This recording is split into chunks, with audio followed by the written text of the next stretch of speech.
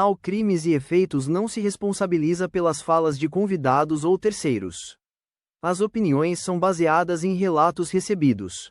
Garantimos espaço para o contraditório e o direito de resposta. Dito isso, agora é com você.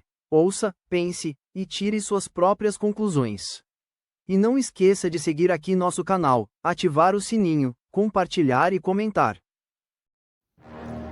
Olá, eu sou a Camila Camasmin, estudante de Direito, e este é o Crimes e Efeitos. Aqui, analisamos crimes reais, relacionamentos abusivos, narcisismo e questões legais, explorando seus impactos na sociedade. O podcast traz profissionais da área para um debate aprofundado, enquanto eu, como estudante e representante do público, faço perguntas, questiono casos e, quando possível, converso com familiares das vítimas. Porque informação é poder, e entender o crime é um passo para combatê-lo. Olá, eu sou a Camila Camasmi, estamos no Crimes e Efeito, e esse podcast existe por um motivo muito simples: buscar respostas onde só houve silêncio. O caso que você vai conhecer hoje é o de Viviane Fidelis, advogada, 30 anos, encontrada morta dentro do próprio apartamento. Antes de qualquer conversa, vocês vão assistir a um vídeo com a versão oficial apresentada até agora. Depois disso, eu vou pontuar fatos objetivos e, por fim, o mais importante, a família da Viviane vai falar. Aqui, a prioridade não é convencer, é ouvir.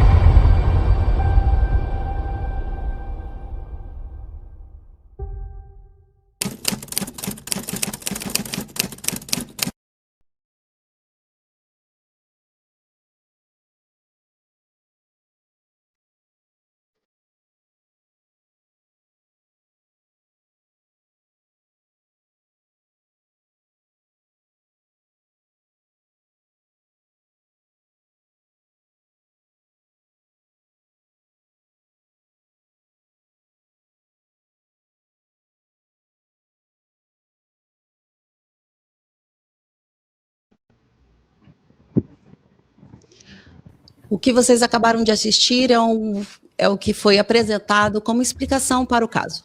Mas quando a gente confronta essa narrativa com documentos oficiais, imagens e procedimentos legais, surgem contradições que não podem ser ignoradas. Eu vou destacar apenas os pontos essenciais, sem opinião, sem adjetivos. A perícia no local foi realizada por apenas um perito e durou menos de 28 minutos. O próprio laudo fala em equipe pericial, mas só uma pessoa esteve no local. O laudo afirma que foi feita varredura por veículos ligados à vítima. Porém, as imagens mostram o perito passando ao lado do carro sem qualquer registro. A cena já estava alterada quando a perícia começou. O corpo foi movido. O cinto principal, o vestígio, não foi recolhido. Uma faca estava sobre a cama e não foi periciada. O celular apareceu no laudo ao lado do corpo, mas no inquérito consta que estavam com o ex-namorado. Houve coleta de material do corpo semanas depois no cemitério, sem que exista nos autos qualquer autorização judicial para isso. Mesmo assim, o laudo toxicológico afirma que o material foi recolhido no dia dos fatos. Desde 2019, a lei brasileira exige cadeia de custódia obrigatória. Ela não é opcional e esses pontos não são interpretações. Eles constam em documentos e imagens. Diante disso, o que a família pede não é acusação, é investigação de verdade. Agora eu vou fazer o que deveria ter sido feito desde o início, que é ouvir a família, e vou falar um pouco e dar espaço à mãe de Viviane e irmão de Viviane, o Júnior e Sheila. Sheila, né? Não errei o nome. Sejam bem-vindos, muito obrigada pela confiança aqui no nosso canal. E agora o espaço é de vocês, eu gostaria só que vocês começassem apenas falando sobre a vida de vocês antes dessa tragédia, antes de tudo isso acontecer, e o decorrer dessa história. Agora eu deixo com vocês, o espaço é de vocês. A senhora começa, né? Você começa, eu tô... Viviane, assim, a gente, apesar de viver longe um do outro, quando a gente estava junto, ela é muito apegada comigo, ela vivia abraçada. Minha mãe até fala que ela conversava mais com o nosso outro irmão, mas na hora questão de carinho, essas coisas, sempre estava comigo. A gente brincava muito, eu provocava mais ela reclamava, mas daqui a pouco estava me provocando também. E assim, a gente sempre teve uma vida muito difícil. As coisas não foram fáceis pra gente, a gente passou bastante coisa ruim. Depois ela com a minha mãe sozinhas também. Quando a gente foi embora, eu vim embora a trabalho, fui parar. E elas passaram por muitas coisas, assim como nós passamos aqui também. Então, agora a gente já estava se ajudando. E a vida de todo mundo melhorou um pouco. E tá fazendo muita falta. Ela era filha exemplar, nunca me deu trabalho. Assim, trabalhava, estudava, tudo com muita dificuldade, né? Nada foi fácil, como o Júnior diz, né? Trabalhava, estudava à noite, fez a faculdade, conseguiu se formar, tinha conseguido um emprego bom num escritório de São Paulo, estava tendo uma remuneração até melhor. E aí, de repente, acontece isso, né? Ela, de um tempo, acho que tinha uns 15 dias, ela começou a se afastar um pouco, né? 15 dias ou mais, Júnior. Ela começou a se afastar de mim, acho que até porque eu questionava, eu criticava muito o rapaz. E aí ela começou a se afastar. Não que não atendia, ela só não atendeu as minhas ligações, nem respondeu minhas mensagens no dia do ocorrido. Vocês falavam sempre? Sempre. Eu até, esses dias eu estava olhando as nossas conversas, eram assim, todos os dias nós nos falávamos. Assim, ou era por mensagem, ou por ligação, né? E aí, só no dia do ocorrido, ela não atende nem responde as mensagens. Nunca tinha namorado até onde eu sabia.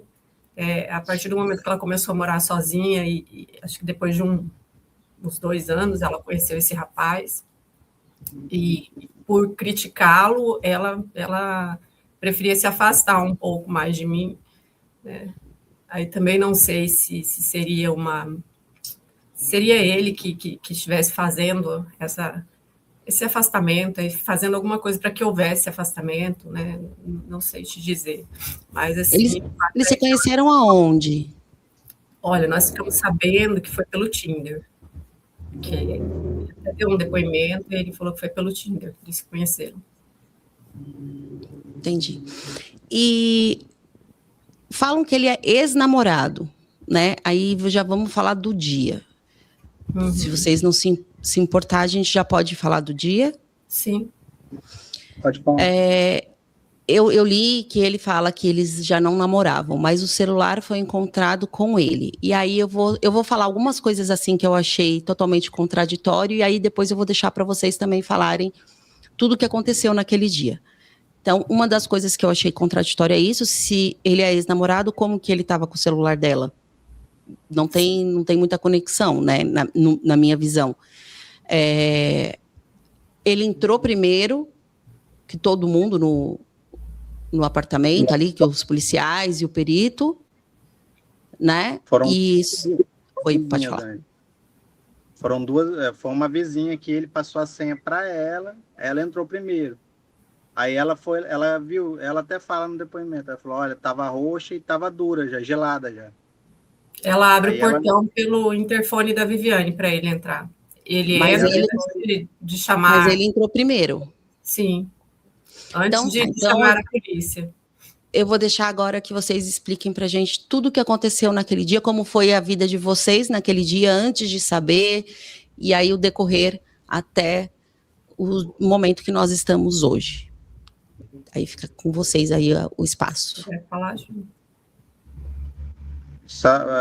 Porque ela quer saber de antes, Sara, pode começar para falar o que ocorreu antes.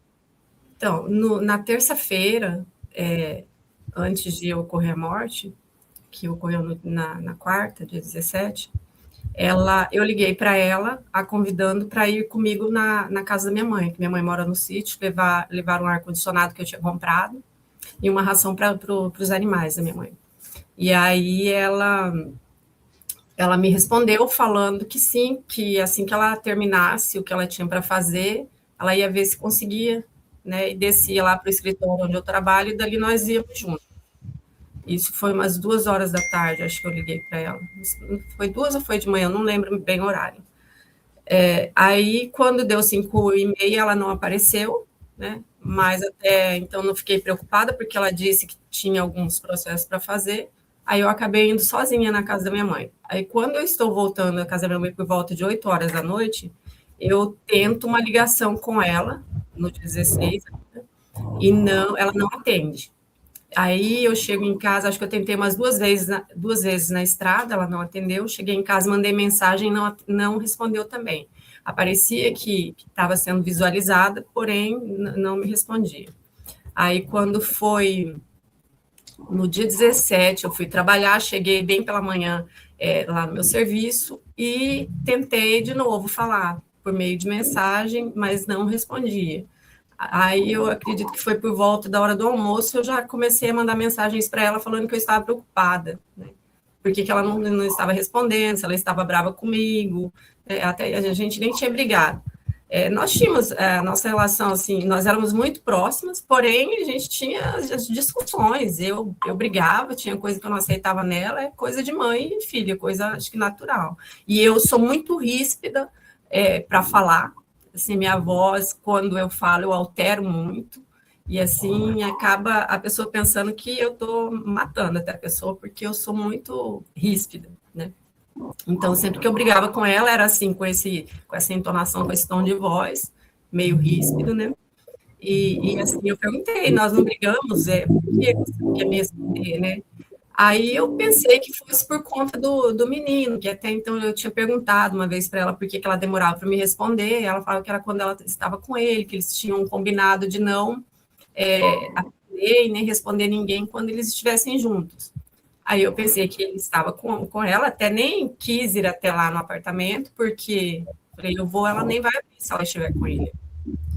Aí passou a quarta toda, eu mandando mensagens e nada, e na quarta ela já estava, já tinha falecido, né?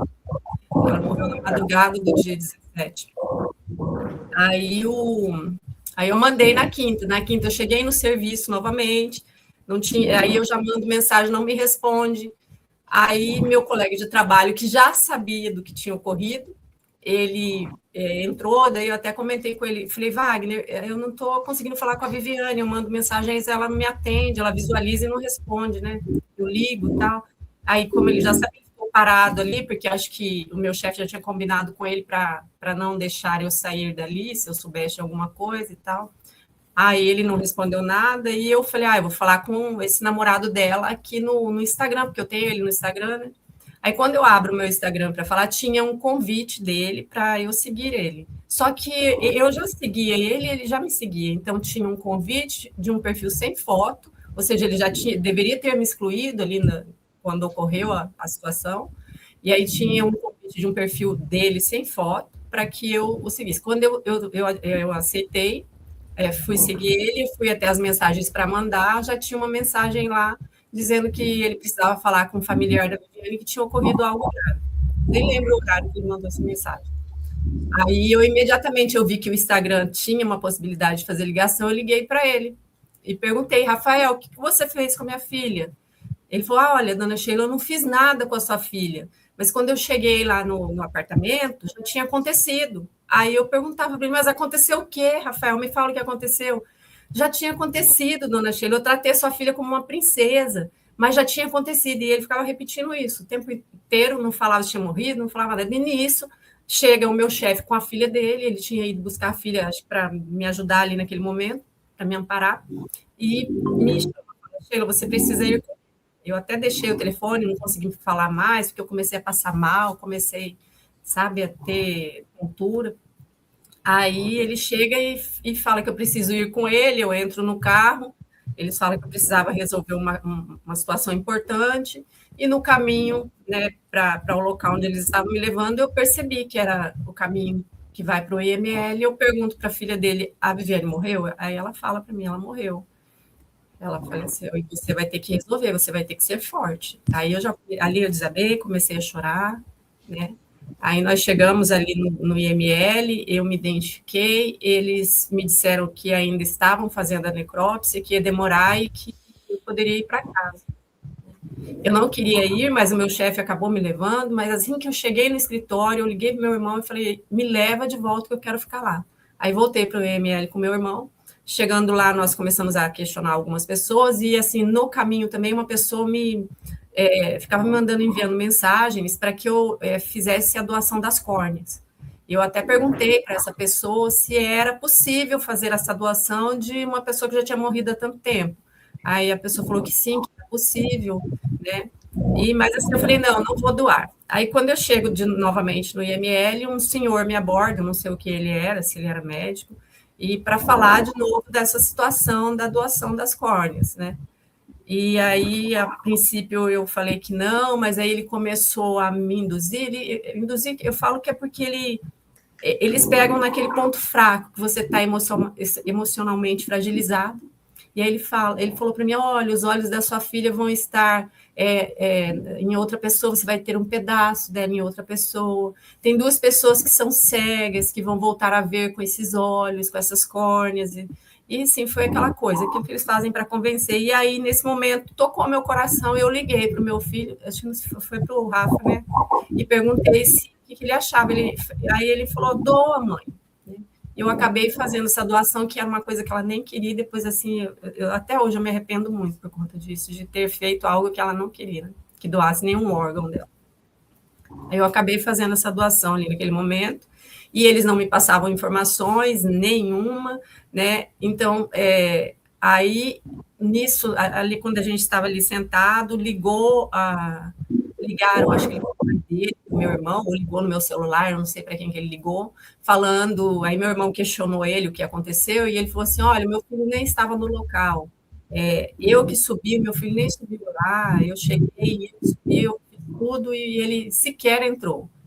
Aí eram assim várias versões que nos contavam que nós não sabíamos o que era verdade. Uma pessoa falava que tinha sido enforcada com fio na maçaneta da porta, aí outra chegava e falava que era com cinto, e eram várias versões que nós não sabíamos em qual acreditar.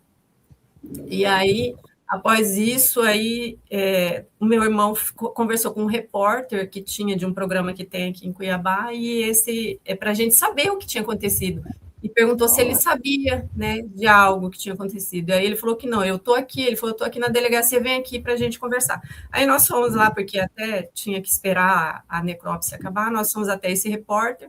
Aí ele tinha contatos com a delegacia, ligou para alguém do DHPP, e perguntou, falou, olha, tem uma mãe que a filha parece que suicidou e nós não estamos sabendo nada, né? Vocês não passaram nada para a gente, e ela quer saber o que ocorreu de verdade. Aí essa pessoa pediu para que ele passasse o meu telefone para ele me ligar. Aí ele me ligou e falou para mim que tinha sido suicídio mesmo, aí ele deu um monte de justificativa e que A única coisa que tinha contra o namorado era que ele tinha mexido no corpo. Essa foi a primeira pessoa que falou. Quando ele fala que ele retirou o corpo do lugar, aí eu já comecei a ficar assim, falei, tem coisa errada nisso, por que que ele mexeu nesse corpo, né?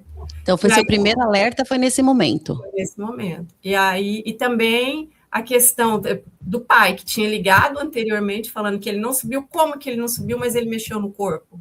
O própria pessoa do DHPP, o Rodrigo, eu não sei se ele é delegado também, se Rodrigo, se é investigador. O dele é Rodrigo. Então, daí essa pessoa me falou, eu falei, mas como, né, que a pessoa mexe no corpo e vocês não fazem nada? Aí ele não entrou muito em detalhes, aí acabamos desligando, eu até voltei para o ML, porque eu estava ali aguardando para poder assinar toda a papelada para a liberação do corpo. Aí quando nós voltamos ali, eles me chamam para assinar essa liberação, e na declaração de liberação eu tinha que assinar dizendo que eu reconheci o corpo. Aí eu questionei ele, eu falei, mas eu não reconheci o corpo, vocês não deixaram ver. Ele falou, mas hoje em dia o procedimento que é feito é por papiloscopia, então não precisa reconhecer. Eu falei, mas se é por papiloscopia, então que conste nesse documento que foi por papiloscopia. E ele falou, não, o procedimento é esse, para liberar você vai ter que assinar e tudo mais. E aí eu acabei... O procedimento é mentir. Até porque é um momento que você não pensa, é um momento que você não tem como tomar decisões, assim, você toma decisões precipitadas, você só faz merda nesse momento, com perdão da palavra. Não, imagina, é que assim, o procedimento é esse, a gente vai fazer a senhora que não consegue pensar, raciocinar e mentir. Aí eu acabei assinando, né, para liberar esse corpo, liberaram, e aí o corpo, aí eu fui resolver todos os trâmites, né, para o funeral, e a partir daí, quando eu termino de resolver tudo ali para o funeral, arrumar roupa para ela, tudo mais, que a gente não encontrava nada, aí eu fui para a delegacia. Né? Nisso, meu filho também estava entrando em contato com alguma advogada para me acompanhar, e aí ele me passou o contato dessa advogada, ela dizia que estava indo para lá, mas acabou que chegou quando eu já tinha resolvido tudo ali na delegacia. Eu fui falar com esse delegado, que tinha sido quem conduziu todo o caso. Aí, chegando lá, ele não quis falar comigo, aí me passaram para a escrevente dele falar comigo. E o delegado não quis falar, e até hoje vocês não sabem por que ele não queria falar? Não, ele falou que não estava ali no momento. Aí a escrevente me fez ali umas justificativas, e eu comecei a discutir com ela ali, daí teve um momento ali, eu falei que eu era advogada, aí ela liga para o delegado e passa essa informação, aí o delegado fala comigo por telefone. Aí, por telefone, eu comecei a discutir com ele, falei dessa questão, aí ele batia o pé que era suicídio, que ele é muito experiente, que quando ele chegou, ele encontrou a cena era toda de enforcamento, de suicídio, aquela lenga-lenga que tem todo lá no processo. Eu falei, doutor, mas ele mexeu no corpo, isso é grave, é gravíssimo. Por que ele mexeu no corpo? Falei, por que eu não fui chamada? Porque eu não fui avisada. Isso ocorreu há 2 dias e eu sequer fui avisada. Falei assim, eu só fui saber por terceiros. Eu falei, e depois, quando a minha filha já está no IML, aí eu questionei todas essas coisas, né, para ele, mas ele, muito grosseiro, falou, a senhora está nervosa, e aí eu também começo a alterar a voz. Aí ele falou, a senhora está nervosa, vai para casa, e quando a senhora se acalmar, a senhora volta aqui para falar comigo. E depois disso, eu não consegui falar com o delegado até o momento em que nós começamos a jogar isso tudo para a mídia. Porque até então, ele sempre se esquivava. Está de férias, está não sei o quê. Hã? Quê? Umas 2 semanas depois. Sim, umas 2 semanas depois que a gente viu o boletim de ocorrência e falar com o delegado. A justificativa eu vou pedir só para você falar um pouquinho mais alto, ou é um pouquinho mais alto, porque a sua voz, Júnior, a da sua mãe está perfeita, da sua voz está bem baixinha. Então, não, aí... Pode concluir, mano. Aí a justificativa era que eles estavam viajando, estavam de férias, era um monte de justificativa e nunca conseguia falar. Sabe? Aí você vai complementar essa fala? É que eu queria falar essa questão do delegado. Ele, 2 semanas depois que apareceu um delegado responsável pelo caso, que é o atual até agora, só que A maioria das coisas quem faz é o delegado que atendeu a ocorrência e um outro delegado que eu esqueci o nome agora. E o boletim de ocorrência, que a gente deveria ter acesso no primeiro dia.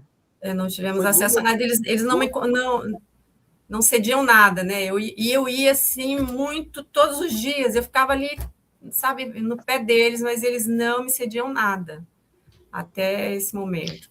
O que é estranho, porque se é suicídio, qual é o problema você ter acesso? Uhum. Porque eles estavam fazendo uma investigação sigilosa, que ninguém poderia saber. Ué, se já sabe que é suicídio, qual é o motivo da família não poder ter acesso? Quando eu tentei acessar o inquérito, eu liguei lá no DHPP, eles me falaram que não tinha sigilo. Para mim também eles falaram que não tinha sigilo, me passaram um número, era assim, era só para fazer você perder a viagem, até porque você sai do serviço, você tem que pedir para chefe, vai se indispor com o chefe, aí você chega lá, não tem nada, não resolve. Foram várias e várias vezes que eu fui lá sem resolução, né? Aí acho que foi quando nós jogamos para a mídia e eu peticionei no inquérito solicitando que ele me recebeu, né, Júnior? Aí já era um outro delegado, não era o Alexandre Vicente, era o delegado Marcelo, aí ele me recebeu e prestou todas as informações, inclusive me deu a cópia do inquérito, né? Na verdade, a senhora já tinha minhas petições não estavam. As minhas petições não tinham, não estavam, não constavam nos autos, né? Não, e desses quatro requerimentos, depois ela fez mais 2. Esses 6 no total, só responderam 1 e para negar, né, mãe? Foi indeferir, mas ele queria indeferir para que eu fosse lá na delegacia falar com ele pessoalmente e ele esculhambar com a minha cara, porque nós estávamos fazendo vídeos, segundo ele, vídeos fake e mentirosos. Com prova, eles falaram, eles chegaram a falar isso para vocês? Sim, vocês estão fazendo, a senhora está fazendo vídeo fake com mentira, porque não é isso que eu falei, doutor, tudo que está sendo falado lá, a gente tem provado, a gente tem documento, né? Mas eu estava de férias, acho que eu peguei 5 dias de férias, e o resto do tempo eu estava resolvendo uma diligência, e vocês não entendem isso. Eu falei assim, olha, mas para mim o que foi passado quando eu estive aqui na delegacia foi que o senhor estaria de férias, né? Então, e eu vim muitas vezes aqui tentar um contato com o senhor, porém o senhor nunca estava, e seus assessores aqui, eles sempre me pediam, né? Era difícil falar. Ele disse que a senhora não entendia, mas você é uma advogada, é uma doutora. Uhum. Não estava falando com uma pessoa leiga, né, para falar, você não entende isso. Ele sabia que ele estava falando com uma doutora, então, na realidade, eles estavam tentando esconder algo que a gente até hoje não sabe o que eles estão tentando esconder, né? Então, assim, com o passar dos dias, o que mais assustou vocês quando vocês tiveram acesso às informações? O que foi ali que vocês olharam e se assustaram mais? Então, com o passar dos dias, o que me assustou foi quando eu tive acesso a esse inquérito. E aí eu pude examinar os laudos e verificar ali várias inconsistências, tanto eu quanto o Júnior. Antes até de nós termos acesso ao laudo, nós tivemos acesso a uma foto que corria, porque o local não foi isolado, né? A pessoa que atendeu a ocorrência não isolou o local foi todo contaminado ali, a cadeia. A cadeia de custódia. De custódia, foi toda contaminada. E pessoas fizeram imagens do corpo deitado lá no chão. E em uma dessas imagens que nós conseguimos, eu enviei para um perito para que ele desse uma analisada assim, superficial ali por cima, porque a gente ainda não tinha acesso a todo o inquérito. E aí ele me falou que já ali naquele primeiro momento que ele identificava era a questão do sangue escorrendo para a direita e cabeça com rigidez para a esquerda. Aí já começa a piorar tudo dentro de você ali, que você fala, pô, que aconteceu alguma coisa, tá errado esse negócio, né? Aí, mas quando nós tivemos acesso e fomos olhar ali, examinar, eu tive que olhar, são fotos muito pesadas, né? Mais pesadas ainda são as fotos dessa nova necrópsia. Eu chorei muito ontem, assim, eu entrei, sabe, em desespero de ver aquelas fotos. Então, quando eu fui olhar, daí eu comecei a observar, tanto eu quanto o Júnior, né, a questão das mãos com os punhos cerrados. E aí nós, como nós somos leigos, nós fomos pesquisar, né, o que eram aqueles termos usados ali naqueles laudos. E aí começaram a vir muitas coisas, assim, nós não sabemos se são realmente, se elas são confiáveis, essas informações que nós tivemos ali de pesquisas, né? Mas, assim, por exemplo, que mãos cerradas não acontecem em quem se enforca, que é uma defesa natural do corpo que congela no momento em que ele está sofrendo muita agonia. Aí pesquisamos mais ainda, eu li várias doutrinas de medicina forense, e aí as fotos que eu via de pessoas enforcadas não tem aquela máscara equimótica, tinham várias coisas, assim, os braços eles ficam caídos rente ao corpo e mole, né? Não, é como se você relaxasse no momento que ocorre o óbito ali. E não você vai ficar com a mão dura nessa posição assim, né? Aí fomos vendo, você lembra de mais alguma coisa que nós vimos? Aí a questão do cinto, assim, tá, daí quando eu entrei, antes de eu ter acesso ao inquérito ainda, nós fomos até o apartamento retirar, porque a pessoa que alugava o apartamento queria que nós retirássemos ali naquele momento de dor. A mulher é tão insensível, quero que vocês vão lá, nós nem tínhamos enterrado, ela foi no velório falar isso, para que tirasse, né? E eu acho que não deveria nem ter sido mexido nesse apartamento, eu acho que ele deveria ter ficado lacrado, né? Para que depois as autoridades fossem ali colher tudo que precisava. E aí nós fomos lá retirar as coisas. Quando eu entro, eu tirei as fotos do jeito que estava antes de mexer. E aí meu filho pega o cinto que estava ali jogado na cama, era na cama, né, Júnior?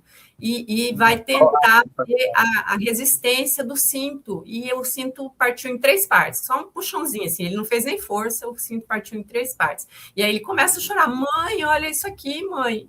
Isso não tem condição de segurar ela, né?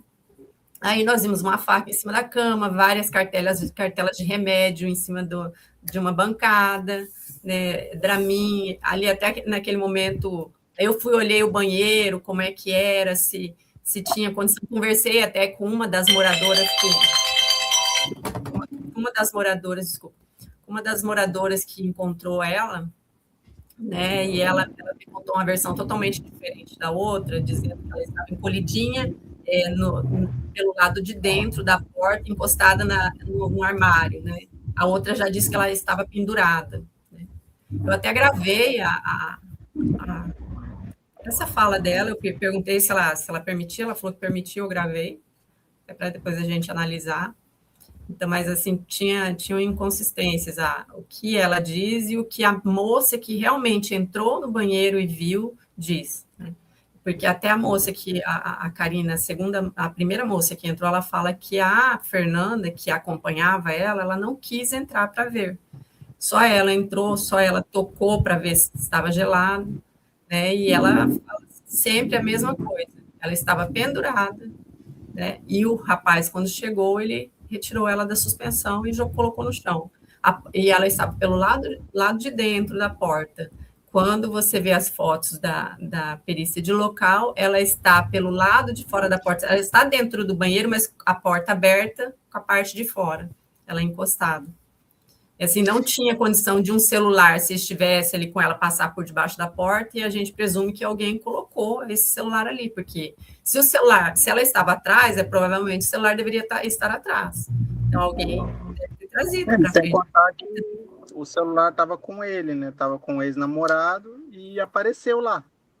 E assim, a requisição de perícia, ela é clara, ela fala, foi entregue à equipe pericial. A equipe pericial era composta só pelo perito. Então, a gente deduz que o perito recolocou. Eu ouvi toda essa fala, só ver se eu entendi direito. A dona do apartamento, ela foi no funeral falar com vocês? Foi no funeral e assim me ligou, ela ligou para mim no IML, inclusive na hora assim, eu não estava nem em condição de atender telefone, quem atendia para mim era meu irmão. E aí ele falou assim: mas você está querendo que nós vamos aí tirar agora? A gente está aqui no IML, né? Ela, não, eu te dou esse tempo. Mas aí foi no funeral, ela foi chamada como ouvinte lá pela polícia, ela, assim, denegriu a imagem da minha filha, assim, muito, assim, quando eu ouvi aquilo, eu fiquei, assim, chocada, fiquei horrorizada, fiquei, sabe, desolada de ver ela falando tão mal da minha filha daquele jeito. Se fosse viciada, ela falou. E assim, uma pessoa Como? que... Como se ela fosse viciada. Sim. Medicamento. Não existia, nem a perícia encontrou nenhum medicamento controlado lá no apartamento. Como se uma pessoa viciada em remédio tomasse Dramin, né? Pois é. E não, e as pessoas dizem que ela fazia tratamento psiquiátrico, que tinha depressão. Gente, mas nunca teve. Aqui na minha casa eu nunca vi. E assim, eu até comparo, se eu me suicidar e você vier aqui na minha casa logo após, você vai encontrar inúmeros remédios controlados, tarja preta, vai encontrar receitas, você vai saber o nome do meu médico, porque está tudo aqui. Ela não tinha nada, além de Dorflex, Neosaldina, Dramin. Eu achei até que ela pudesse ter tomado Dramin para induzir o sono, né, tomado uma quantidade grande. Porém, quando eu vou buscar essas coisas, eu não encontrei a cartela do Dramin no lixo, não encontrei lugar nenhum. Aí eu busco as coisas quando eu trago aqui para casa, que eu vou olhar, a cartela do Dramin estava dentro de uma caixa de remédio, fechada, dentro de uma caixinha de albendazol ainda. Ou seja, ela nem tomou isso. Mas o Dramin, ele não tira sua consciência, ele te dá sono. Pois é. Então, eu vou falar, sou leiga completamente nisso, mas eu conversei com uma legista para estar falando o que eu vou falar, mas eu vou falar da minha maneira leiga, tá? Porque foi esse questionamento que eu fiz. Ele não dá sono, o Dramin. Ele dá sono, quer dizer, o Dramin, mas ele não tira sua consciência. E uma pessoa que, quando ela vai cometer esse ato, ela querendo ou não, automaticamente, o corpo ele reage, porque é inconsciente, o corpo reage. Então, se ela tomou um Dramin para cometer esse ato, o corpo teria reagido da maneira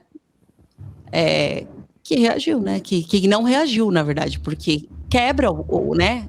Eu não sei se a gente pode ficar falando essas coisas assim no YouTube para não derrubar. Mas assim, quando a pessoa tem um enforcamento, automaticamente o peso do corpo quebra, porque ela falou que é muito sensível o pescoço. Ela falou, é muito sensível. Então, automaticamente o peso do corpo, ele quebra, não tem como não quebrar. Dela tem alguma parte que está quebrada? Não tem fratura. E eu vi a foto também, né? Oi? Mas o dela não estava quebrado. Porque nós pesquisamos, tem um osso chamado ióide, que quando acontece... Que é esse osso que quebra. Ele quebra, porque ele é muito difícil. Ela não tinha esse osso quebrado, ela só tinha um ferimento na bifurcação da carótida. Que é muito... E eu vi a foto, e a foto ela tá com o rosto bem roxo, né? Roxo inchado. Inchado. E aí ela falou, cara, pelo que eu estou vendo, isso daí tá mais para um enforcamento. Enforcamento, ele é feito pela própria pessoa. Pela própria pessoa. Que é feito por uma terceira pessoa. O estrangulamento e a esganadura. Esses dois... A esganadura, exatamente. E aí ela falou, não, para mim, vendo assim, superficial, sem ter acesso a nada, ela não se suicidou. Isso aqui não é compatível com uma pessoa que se suicida. Não é, mas é compatível com uma pessoa que tentou ali estrangular. Ela falou, mas eu não estou vendo nada, não estou vendo documentos, mas é pelo que aqui os relatos, né, que a gente tem de mídia. E aí eu falei, é o que se mostra, né? A gente não está acusando ninguém. Eu estou falando aqui do que eu li nas reportagens, o que eu li. De maneira alguma eu estou acusando alguém, mas que está estranho. E uma pessoa viciada não toma Dramin. Uma pessoa viciada toma remédio. Dramin eu dou pro meu filho, que tem 8 anos, dou pro meu filho quando ele tinha 2. Então, assim, com Dramin, uma pessoa viciada não usa Dramin. São remédios muito mais fortes, né? E essa mulher, ela falou assim com muita certeza que ela era uma drogada, que ela dizia assim, hoje eu vou tomar tantos comprimidos do meu remedinho aqui para acalmar, amanhã eu tomo tantos, assim, para dormir, para apagar. Aí eu falei, gente, ela nem tinha. Agora, eu posso dizer que quando ela morou comigo, em algumas situações de ansiedade que eu via, eu ofereci alguns dos meus comprimidos para ela. Por exemplo, ela estava com ansiedade, não conseguia dormir, eu dei um Zolpidem, mas era uma coisa para aquele dia, não era uma coisa constante como eu faço. Aí eu falava, para você tomar constantemente, você vai ter que consultar com um psiquiatra, né?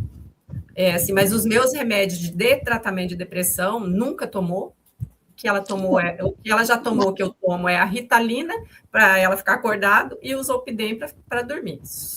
Foram essas duas Mas não drogas. foi encontrado isso. Não, ela não tinha receita. Por exemplo, a Ritalina ela necessita de uma receita amarela. Só psiquiatra que dá, ela não tinha nada disso. Quem tem isso sou eu. O Zolpidem precisa da receita azul, né? Não é comprado assim na farmácia. E tem mensagens também do ex-namorado falando que não tinha esse conhecimento. Porque ele faz uma pergunta numa das mensagens, mas ela sofria com alguma coisa assim, né? Ele pergunta para a amiga dela, e ele dá uma entrevista falando que ela tinha falado para ele. Eu falei, ué, mas como se falou para ele, por que ele pergunta para a amiga dela? Eu não sabia, não tinha conhecimento que ela era fraquinha assim, que ela tinha problema, né? Porque a mentira, ela faz curva, é por isso. Ele deu uma entrevista recentemente em dezembro agora, ele falou que ela tinha falado que era depressiva para ele, fazia tratamento no segundo mês de namoro. Aí, 6 meses depois, ele pergunta para a amiga e fala que não sabia que ela era tão fraca.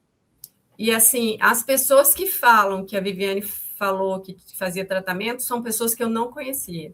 Agora, se você pegar todos os amigos dela que têm contato comigo, que me conhecem, todos eles falam assim, não teria coragem, ela não tomava remédio, ela não era triste, nada disso.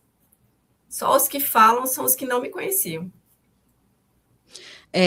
Eu vou falar de uma maneira irônica, né? Às vezes eu falo algumas coisas de maneira irônica e as pessoas depois vão tudo comentando. É de maneira irônica o que eu vou falar, tá? As pessoas, é engraçado que as pessoas, elas vão falando e elas esquecem, né, que o nosso cérebro, ele não é treinado para mentir, ele é treinado para falar a verdade. Então, quando ele fala, ela tinha esses pensamentos, né, na entrevista que ele deu, ele só esqueceu que ele tinha falado no WhatsApp, e isso daí é uma prova. E por que com tantas provas, dele entrar antes, dele ter o celular, ter a senha do celular, diante de tantas provas, ele não é nem considerado nada. Eu não vou nem falar réu, culpado, nada. Ele não é considerado nada. E assim, ele fala também na entrevista dele que em momento algum ele saiu do corredor ali da frente da porta do apartamento. Porém, nós temos imagens lá que ele sai várias vezes, ele descendo escada, subindo escada. No depoimento dele, o delegado pergunta, eu acho assim que ele pergunta para ele já sabendo, ele já tinha visto o vídeo. Você desceu as escadas? Não, fiquei o tempo todo entre a escada e o corredor. Fiquei o tempo todo no corredor. Ele pergunta 4 vezes no depoimento e ele nega as 4 vezes que desceu. Até postamos na página o vídeo dele descendo as escadas. Porque ele falou essa mesma coisa na entrevista também. E aí ele não foi indiciado a nada. Não. Aí uma outra coisa que nos incomoda muito são essas mentiras, né? As mentiras, a negativa dele prestar depoimento, ele só foi depois que a mídia estava assim, já falando muito tempo, né? Só foi falar. Ele não me atende, eu tentei falar com ele, ele desliga na minha cara, né? Para perguntar o que aconteceu. A princípio, eu consegui falar com ele no dia em que eu estava resolvendo lá os trâmites do funeral, e eu perguntei, falei, o que aconteceu? Ele falou, olha, dona Sheila, ela estava triste porque a gente terminou, e ela tinha me falado, tinha dado. Eu falei, mas por que você não me ligou para que eu fosse até lá? Porque eu ia buscá-la, né? Eu não tinha seu telefone. Eu falei, mas Rafael, você tinha o meu telefone para me dizer que ela morreu? Você conseguiu me achar, né? Falei, agora, para me avisar, para eu ir lá antes salvar ela, você não me achou. Aí desligou na minha cara. 2 dias. 2 dias depois que ele avisa. E ele que, assim, uma coisa muito estranha, por que que a polícia deixa uma pessoa que é ex-namorado conduzir toda a ocorrência? A mãe, ninguém é avisado, sabe? E qual que é a justificativa quando vocês pediram isso, vocês perguntaram, vocês pediram respostas para o delegado? Esse é o procedimento, se ele entender que ele não deve me avisar, ele não avisa. Não existe isso. Morreu sua filha e aí a polícia doutora, decide. Eu sou a maior interessada. Agora, esse cara que não é nada, por que ele conduziu toda a ocorrência? Eu sequer fiquei sabendo 2 dias depois. Gente, não existe. Falado que era ele, ainda deixaram ele conduzir. Conduziu toda a situação, e muito estranho o depoimento dele lá para as reportagens, dizendo que ele saiu aí numa quarta-feira, você resolve, depois que você terminou com sua namorada, ir para a Chapada, almoça com seus pais lá meio-dia, e depois desce para a Chapada e fica lá de boa, e aí quando você volta, dá uma preocupação exagerada, você vai lá no apartamento da sua ex-namorada, que já está morta, né? Nossa, que coincidência.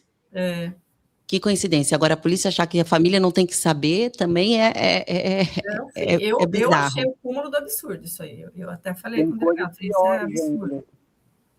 Aí eu questionei também, falei, doutor, coisas básicas que deveriam ser feitas, coleta do material ungueal da unha, coleta do cinto, coleta das digitais.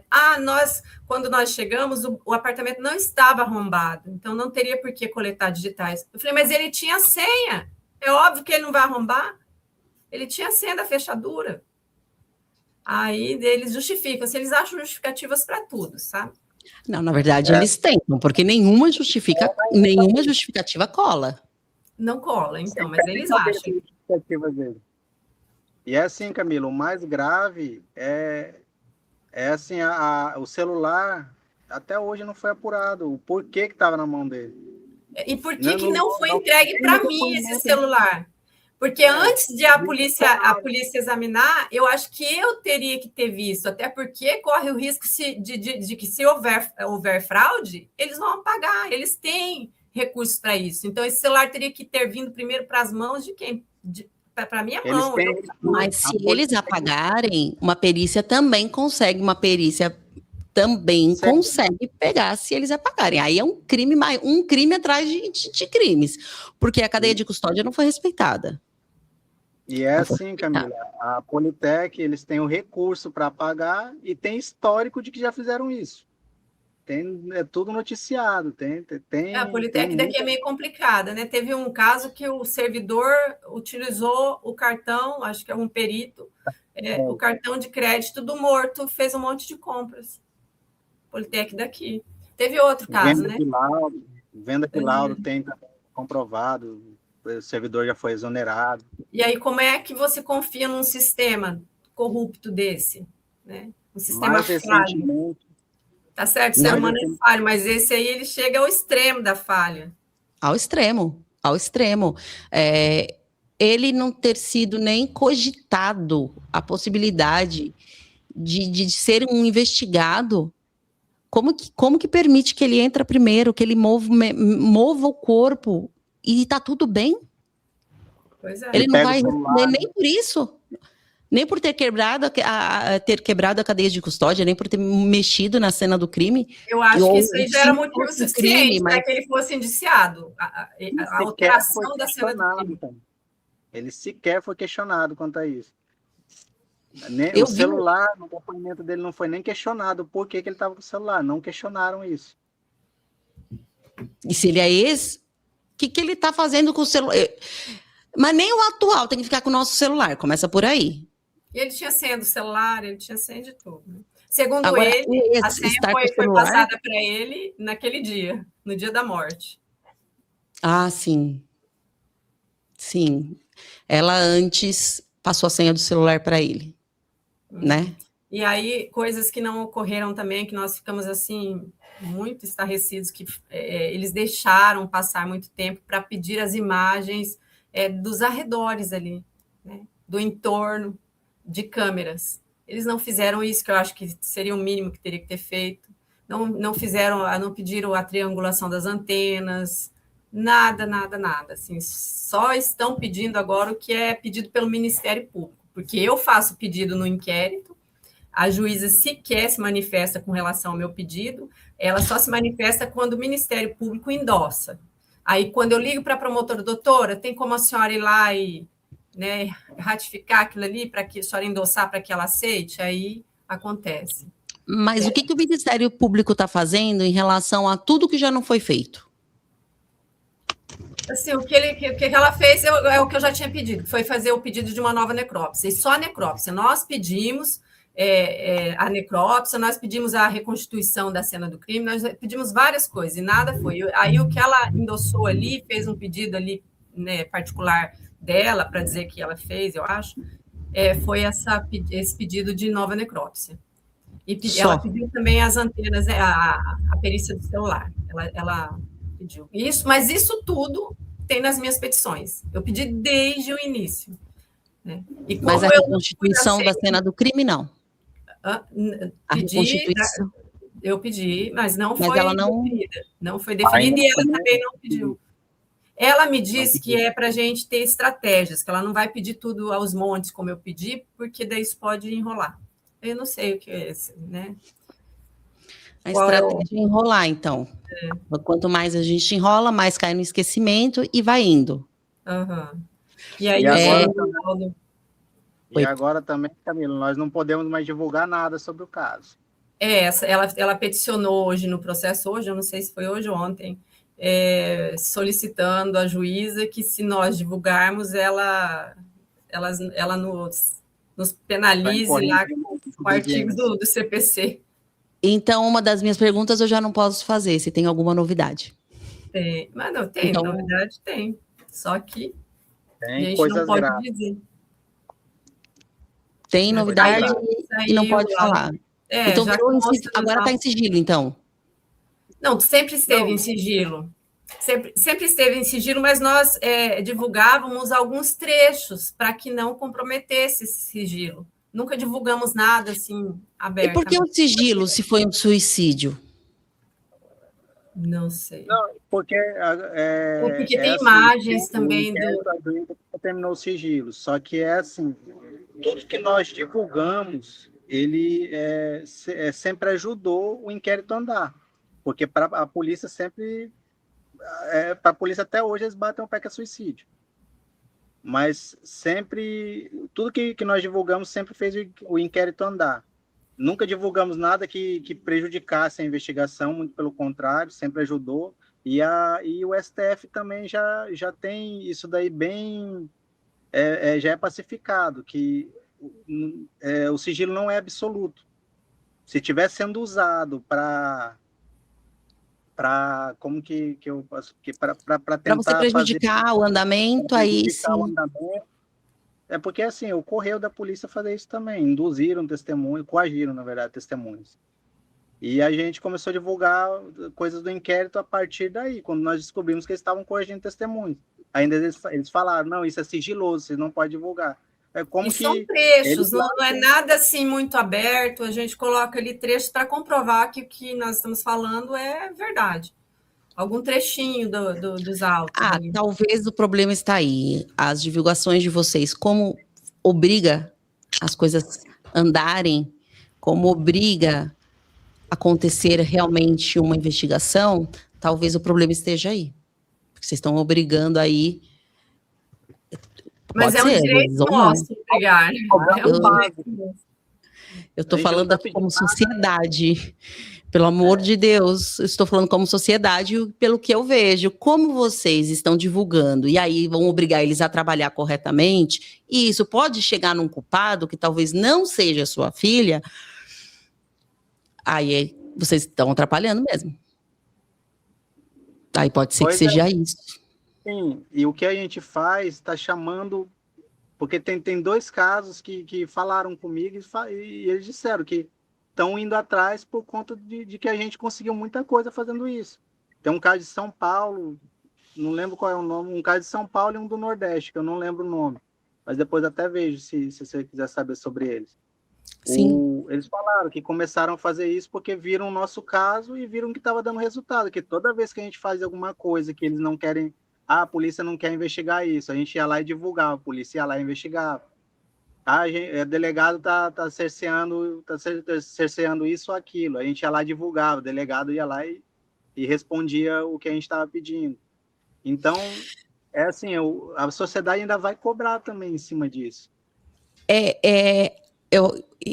A minha visão agora hoje de ter um podcast, né? Eu consigo. Antes eu vou confessar que eu não entendia tão bem assim o porquê que as famílias realmente, na hora da dor, ela ia ali para a televisão, como que tinha essa força. Hoje eu consigo ver nitidamente que se você não vai para frente de uma TV, se você não vai para jornal, se você não vai expor a sua dor, ou você não vai ter justiça, ou a justiça vai demorar muito. Muito. E hoje eu consigo entender o quanto é difícil estar na posição de vocês como família. Consigo entender assim, pelos contatos que eu tô tendo, porque se Deus abençoar, eu não passarei por isso e nem quero estar na posição de vocês. Mas as pessoas julgam muito, né? Nossa, tá lá falando, quer se aparecer. A gente vai fazer um caso, depois os de vocês vão nessa semana, no próximo. Ali da chacina de Sorriso, e falaram isso, que o pai estava querendo usar da morte da família. Eu falei, gente, as pessoas realmente são muito maldosas, e infelizmente é necessário fazer o que vocês estão fazendo, porque senão vocês não teriam nada, nenhuma resposta de nada. Então, se vocês estão tendo resposta, é porque vocês estão realmente expondo a dor de vocês.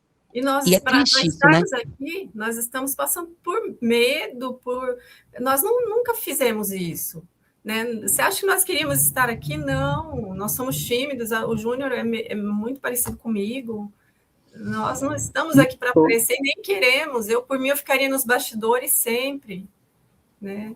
Foi muito difícil falar também com a senhora, o Júnior, a gente chegou a marcar algumas vezes, né, e o Júnior falando, minha mãe não tá bem, minha mãe não consegue, minha mãe não tá conseguindo. Então, assim, as pessoas acham que a gente marca e vocês falam, vamos e tá tudo certo. Não, foi ali desde o ano passado. Eu comecei aqui já despencando, né, porque eu pude ter acesso à nova necrópsia, são coisas muito pesadas, que tem fotos muito pesadas, assim, foi como reviver tudinho de novo, sabe?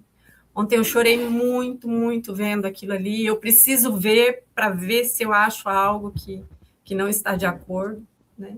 Eu não queria nunca olhar aquelas imagens ali, ver minha filha naquela situação que eu vi ontem, sabe, sendo mutilada. Não queria, mas eu preciso, porque são esses nossos olhares que são nesses olhares que nós encontramos, né, essas divergências, essas inconsistências, porque se nós não olharmos, vai ficar, né, por isso mesmo.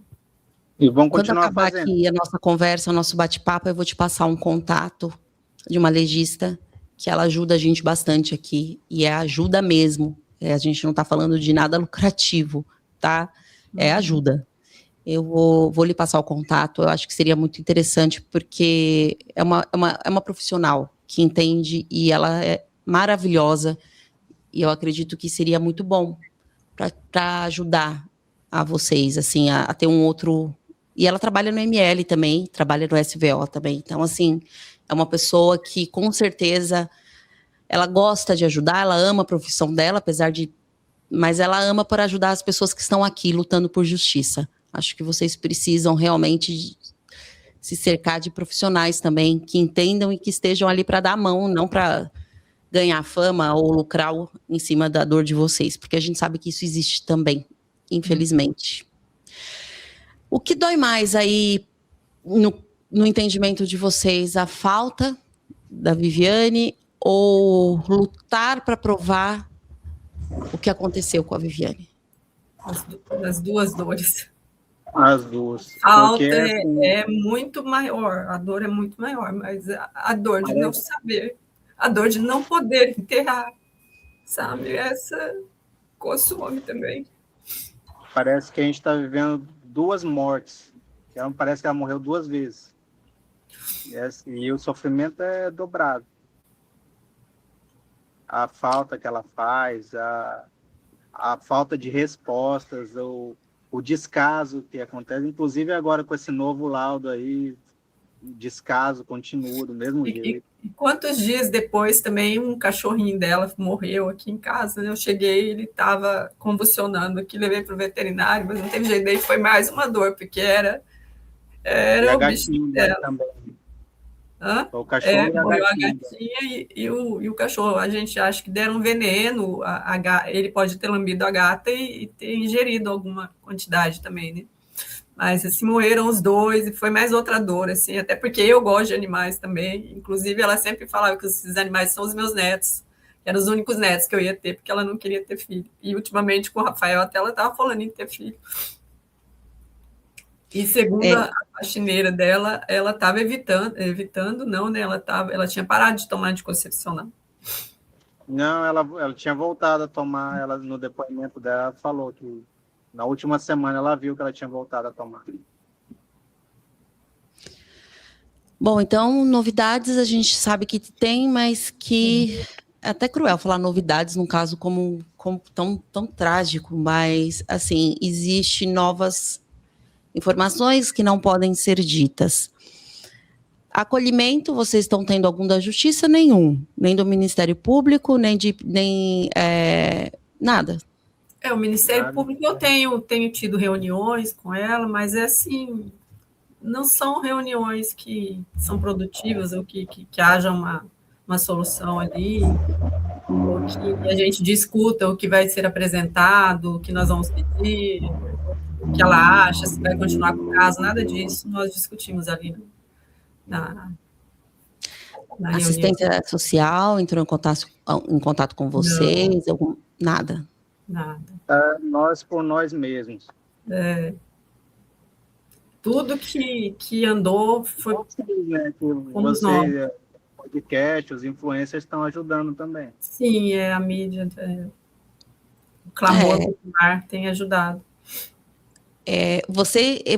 Vocês me falaram uma coisa aí no bate-papo, eu só estou pegando algumas informações.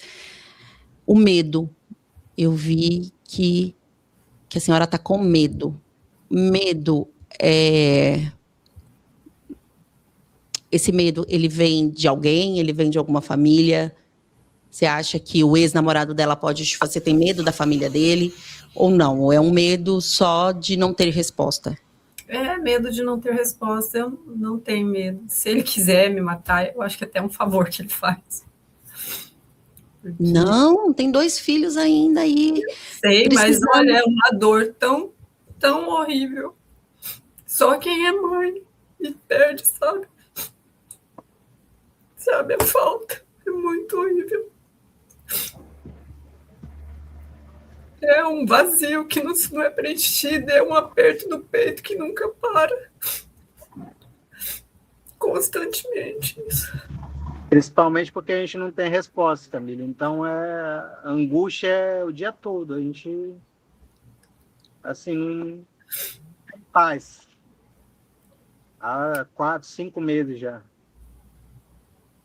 O peito vive apertado. É assim, porque a gente mete a cara e vai lá e fala o que tem que falar. E nós não vivemos luto. Nós não conseguimos. Estou avaliando essa questão de proibir a gente de falar, que eu não quero parar. O medo que eu tenho, agora eu tenho um medo que eu tenho, é de que nós sejamos processados, pelo menos os meus filhos, porque eu acho que vai vir aí um caminhão de processo. Isso eu tenho. Por a gente correr atrás da justiça. Ela pode ficar tranquila que nós temos provas de tudo, a gente ganha tudo.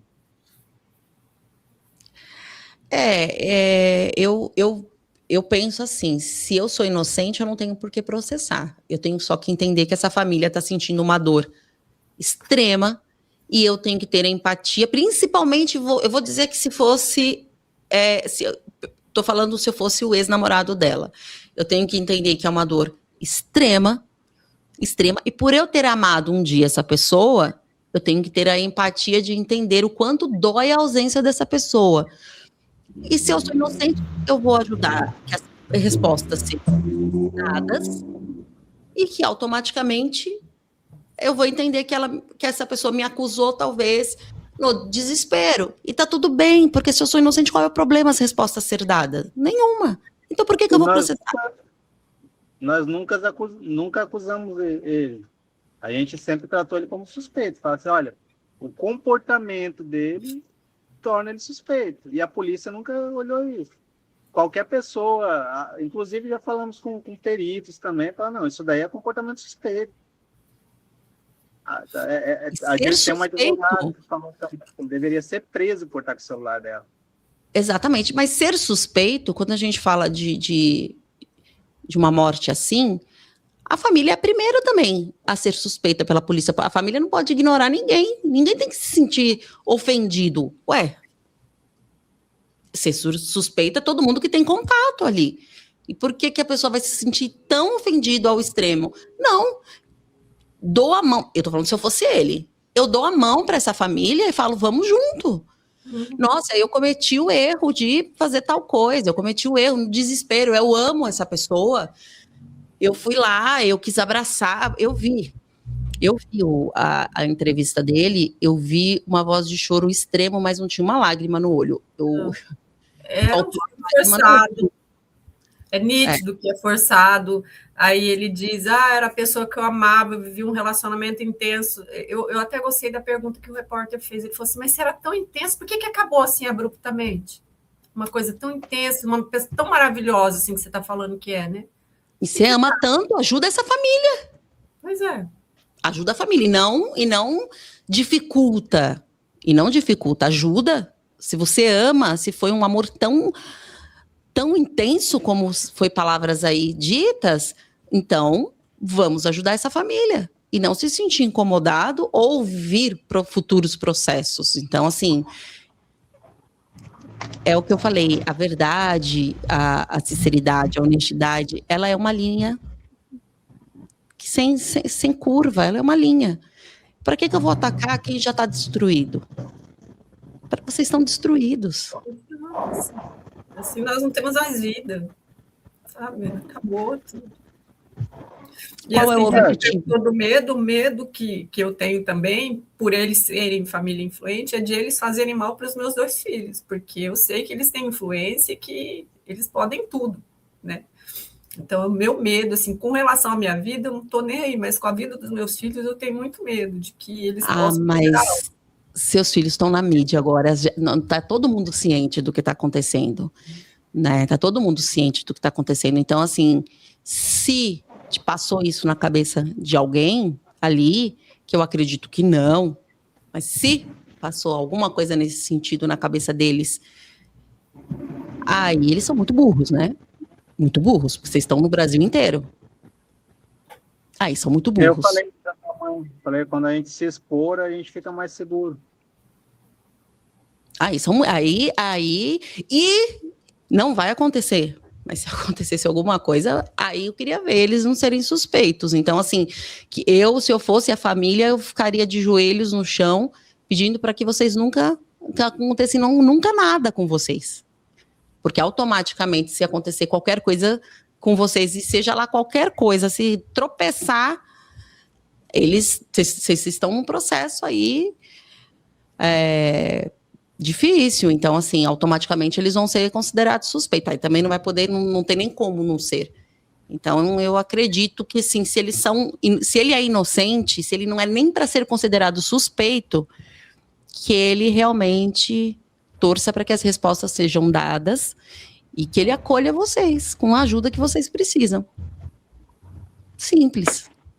Quem não tem medo não tem por que se esconder. Não tem, isso que eu sempre falei. Teria dado o celular, teria levado tudo ali. Teria oferecido, né? No momento ali, eu amo tanto essa mulher, eu não pude ter e aconteceu tudo isso. Então tá aqui, ó, meu celular, tá aqui o celular dela, que eu não sei como que um ex tem acesso ao celular. Eu não sei, mas ele tinha. Então tá aqui, ó, o celular dela, tá aqui meu celular. O carro que vocês passaram por cima do carro, porque só faltou passar por cima do carro. Eu vi as imagens e eu falei, daqui a pouquinho eles estão encostando no carro para bater papo. Ficaram lá 6 minutos. Eu não sei como eles não encostaram no carro. E assim, ó, esse carro que vocês estão aí conversando 6 minutos, ó, é dela. Tá aí. É dele. É dele. Tá aí. Entendeu? Então, assim, eu tô aqui para ajudar. Tô meu celular, tô tudo.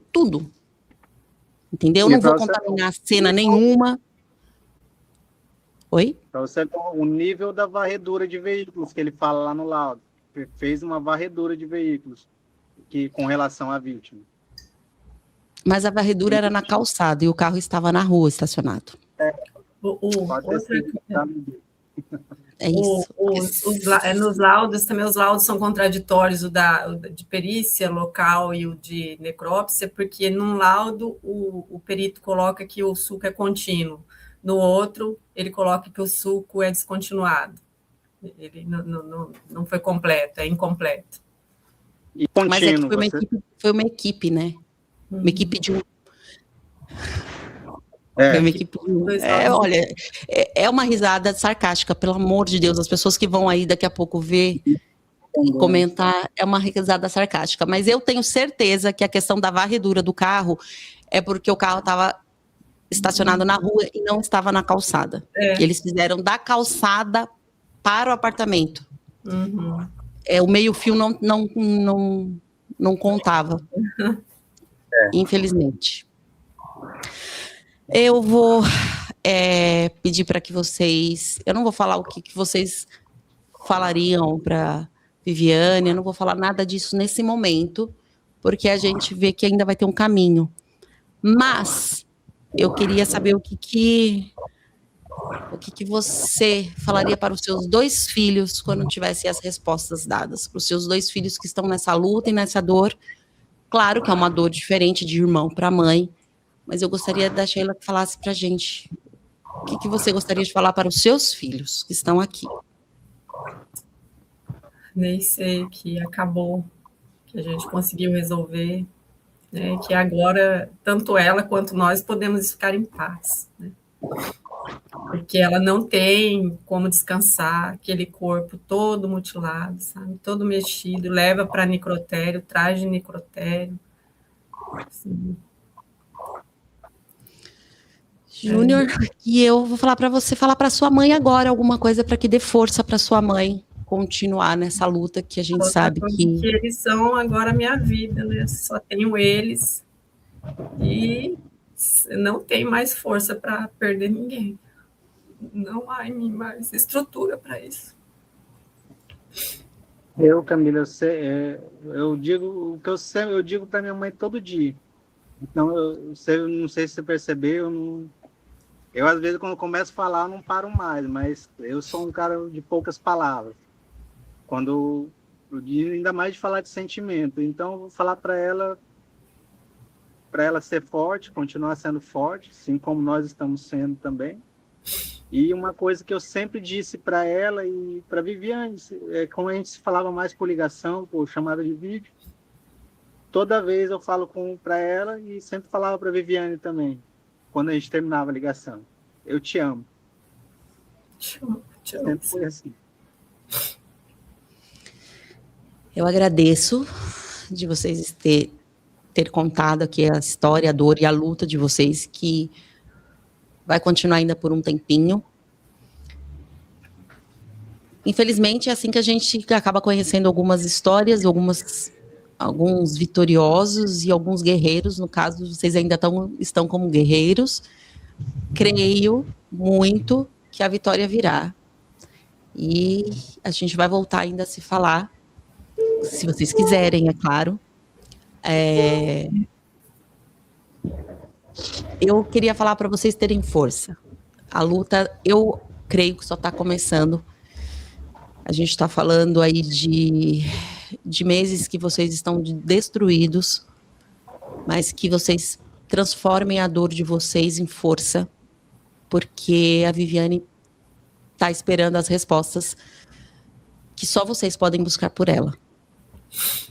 Então, força, e o que eu puder fazer para ajudar vocês, eu vou fazer. Vou passar logo aqui, encerrar aqui o contato para vocês, da doutora Ana.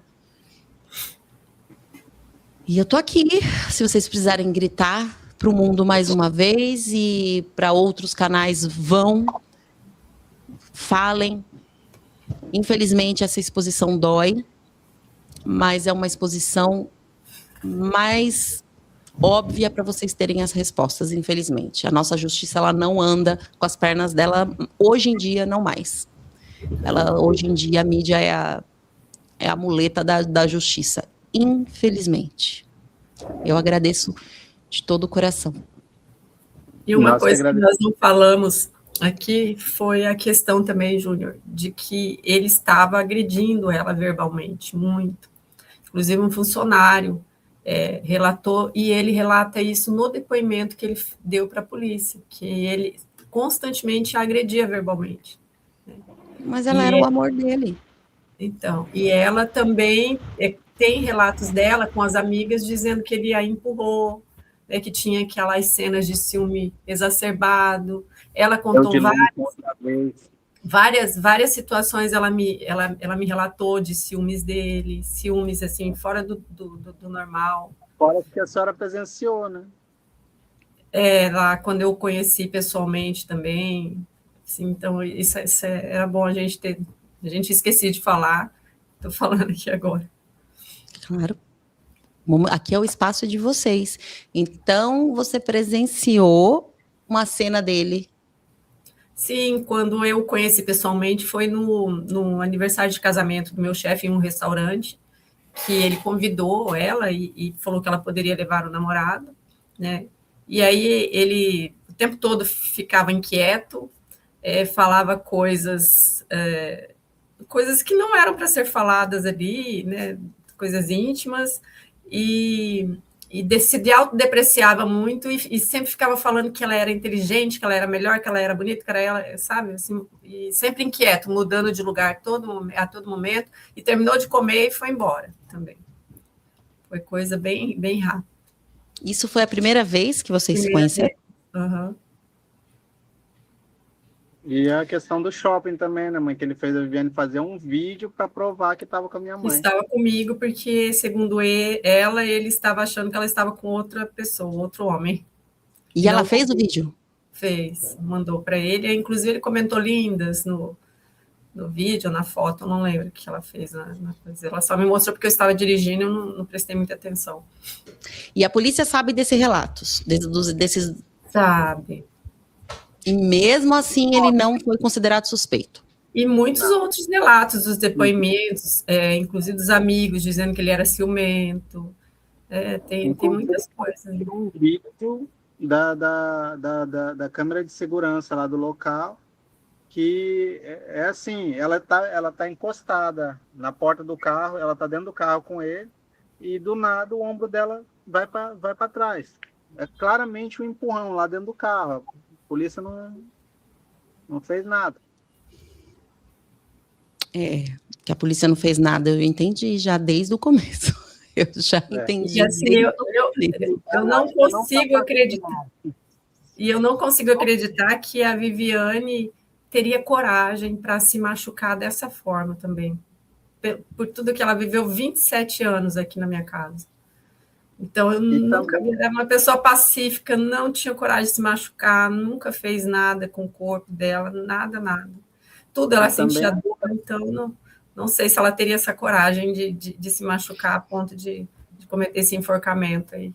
Mas, se ela tivesse cometido esse enforcamento com aquele cinto, não teria dado certo. Seu filho não foi lá e... ele arrebentou em 3 partes. Assim, muito fácil, muito simples, assim, um puxãozinho, era um cinto sintético, então bem frágil. E a própria análise do perito diz que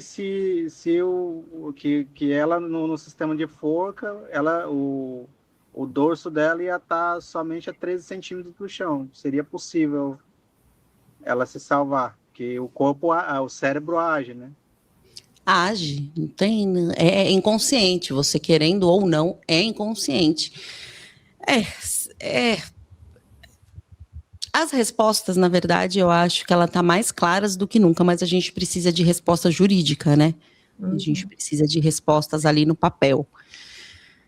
Que Deus aí... Como que está a fé de vocês? Eu ia falar que Deus acelere esse processo no coração da justiça, mas como que está a fé de vocês? Só nele que nós esperamos. Só em Deus, porque na justiça humana nós não estamos tendo fé, não.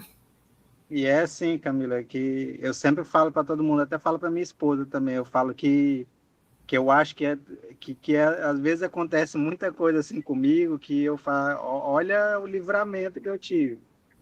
E eu não sou religioso, assim, eu oro todo dia de manhã, à noite, antes de dormir, e até falei para minha esposa, falei assim, o que me protege é aquela lá em Cuiabá, que é de joelho de manhã e à noite, todo dia, que é minha mãe.